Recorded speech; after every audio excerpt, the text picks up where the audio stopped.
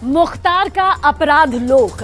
मुख्तार अंसारी खूनी खेल में इस कदर डूबा हुआ था कि वो उत्तर प्रदेश का सबसे बड़ा माफिया बन बैठा था। मुख्तार अंसारी के गुनाहों ने पूरे पूर्वांचल को दहलाया। इस स्पेशल रिपोर्ट में देखिए मुख्तार के गैंग नंबर IS 191 की खौफनाक कहानी। साथ ही जानिए मुख्तार अंसारी के अपराध लोक की थ्रिलर स्टोरी।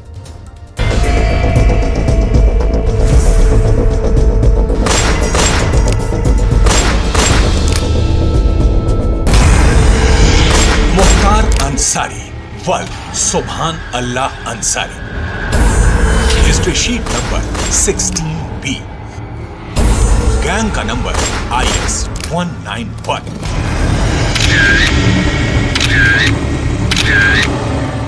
उत्तर प्रदेश के सबसे बड़े माफिया का परिचय है। उसकी गैंग में कितने खूंखार गैंगस्टर हैं, उनके नाम क्रमवार देखिए।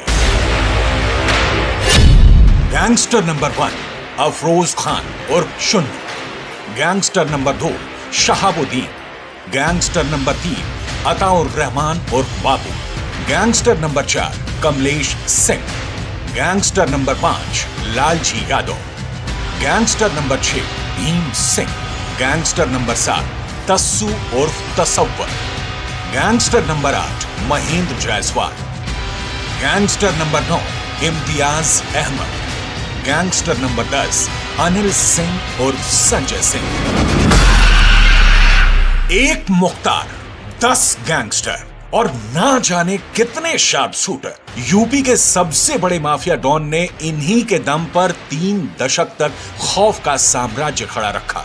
लेकिन मुख्तार के गुनाहों का बही खाता जब जमा हुआ तो ये फाइल तैयार हुई, डॉन मुख्तार की क्राइम फाइल। ये पाप की वो गठरी है जिसे तमाम उम्र सिर पर ढोता रहा। उत्तर प्रदेश का सबसे बड़ा माफिया, इसमें नाम दर्ज है, उसके कारनामे दर्ज हैं, उसकी गैंग की डिटेल दर्ज है, उसके कुनबे के कुख्यात कांड दर्ज हैं। संगीन गुनाह की ऐसी कोई धारा नहीं जिसका जिक्र मुख्तार की क्राइम फाइल में ना दर्ज हो।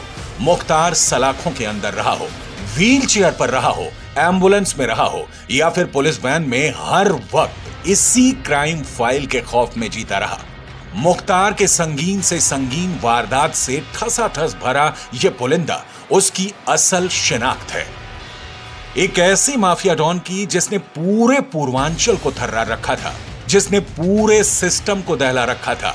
मुख्तार ने खानदानी विरासत में मिले नाम को इस कदर बदनाम किया कि पूरा यूपी इस डॉन से खौफ खाता था, क्योंकि मुख्तार ने जराइम की दुनिया में यह आगाज खौफनाक अंदाज में किया था।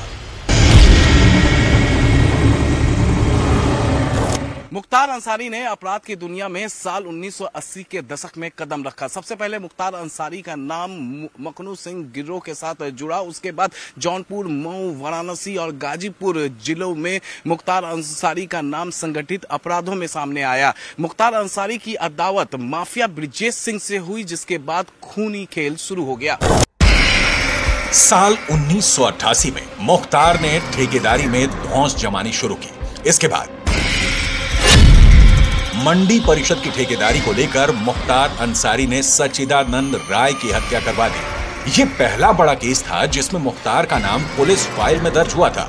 इस दौरान अपने कट्टर दुश्मन त्रिभुवन सिंह के कांस्टेबल भाई राजेंद्र सिंह की हत्या बनारस में करवा दी। 1991 में चंदौली में मुख्तार अंसारी पुलिस की पकड़ में आया, लेकिन रास्ते में 2 पुलिस वालों को गोली मारकर फरार हो गया। 20 साल पहले मुख्तार का अपना चरम था।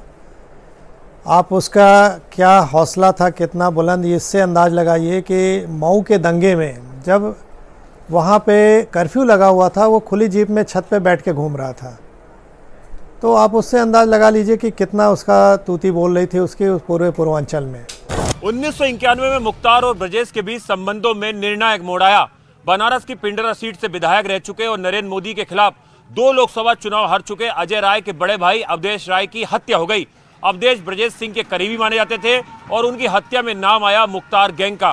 फिर अदावत का एक दौर चल पड़ा। ब्रजेश सिंह और मुख्तार की गैंग वॉर का दायरा मुंबई तक फैला। लेकिन मुख्तार ने खुद का मेक ओवर भी शुरू कर दिया था, क्योंकि उसे राजनीति में धाक जो जमानी थी माफिया मीडिया में छवि चमकाने के लिए गोल्डन चश्मे में इंटरव्यू देने लगा था। इंटरव्यू के दौरान पिस्टल नचाने का उसका स्टाइल भी जमकर सुर्खियां बटोरने लगा था। इसी बीच 1996 में मुख्तार का नाम एक बार फिर सुर्खियों में आया, जब एएसपी उदय शंकर पर जानलेवा हमला हुआ। 1997 में पूर्वांचल के सबसे बड़े कोयला व्यापारी रूंगटा के अपहरण के बाद मुख्तार अंसारी का नाम अपराध की दुनिया में पूरे देश पर छा गया। लेकिन माफिया डॉन की गैंग नंबर IS 191 का सबसे बड़ा खूनी कांड तब सामने आया जब वो सियासत में धाक जमाने लगा था। 2004 की है, जनवरी की है, आज से 20 साल पहले की है। और मुख्तार अंसारी का जो भय का साम्राज्य था वो चरम पे था, और सरकार द्वारा जब समर्थन ऐसे माफियाओं को हो जाए तो आप समझ सकते हैं। मैंने अभी आपसे कहा कि वो खुली जीप में मऊ दंगों में घूमता था, जहां कर्फ्यू लगा है, किसी की हिम्मत नहीं हुई उसके प्रति कुछ बोल दे। मुख्तार अंसारी का गुंडा राज पूर्वांचल में खून बनकर बरसता था। हथियार के बल पर डर और आतंक फैलाने का शौकीन मुख्तार का काफिला जब निकलता था तो अब उसके गुर्गे हथियार लहराते हुए दिखाई देते थे। किसी की क्या हिम्मत कि मुख्तार अंसारी के काफिले को रोकने की हिम्मत करते। जब भी मुख्तार अंसारी किसी से हफ्ता या फिर कोई वसूली की मांग करते थे तो कोई सपने में भी उसे इनकार करने की सोच नहीं सकता था। 29 नवंबर 2005 गाजीपुर, उत्तर प्रदेश।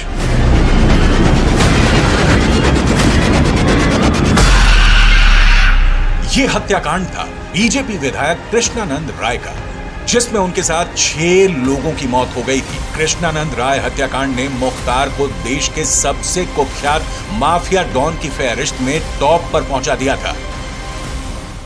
माफिया डॉन मुख्तार अंसारी के खिलाफ 66 आपराधिक मुकदमे दर्ज है।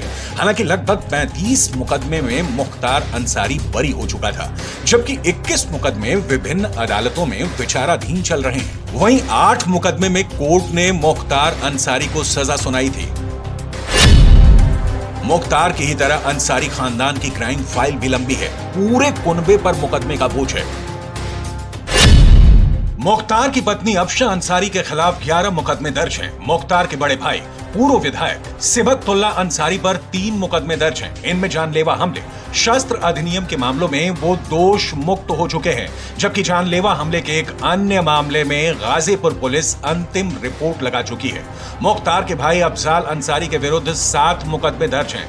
हत्या के एक मुकदमे की CBI जांच चल रही है। हत्या का एक मुकदमा खत्म कर दिया गया है। मुख्तार के विधायक पुत्र अब्बास अंसारी के विरुद्ध 8 मुकदमे दर्ज है। अब्बास की पत्नी निखत को बीते दिनों चित्रकूट पुलिस ने पकड़ा था। चित्रकूट जेल में वो अब्बास से गैर कानूनी ढंग से मिलने जाती थी। निखत के विरुद्ध चित्रकूट में भ्रष्टाचार निवारण अधिनियम व आपराधिक षड्यंत्र समेत अन्य धाराओं में मुकदमा दर्ज हुआ था।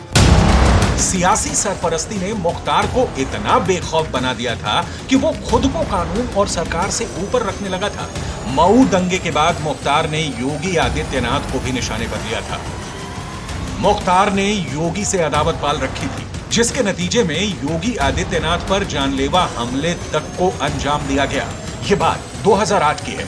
योगी आजमगढ़ जा रहे थे, तब उनके काफिले पर हमला कर दिया गया। उनकी गाड़ी में तोड़फोड़ हुई थी। उपद्रवियों ने आगजनी की भी कोशिश की थी। उस वक्त योगी आदित्यनाथ बाल बच गए थे। हमले से बचने के बाद योगी ने खुले शब्दों में मुख्तार अंसारी को चेतावनी दी थी। इसके बाद से योगी सूबे के CM बने, तब से माफियाओं के बुरे दिन शुरू हो गए। मगर जिस अंदाज में मुख्तार का अंत हुआ, उसकी किसी ने कल्पना नहीं की। माफिया की मौत की वजह पर फिलहाल सस्पेंस है। जांच के बाद सबको सच पता चलेगा।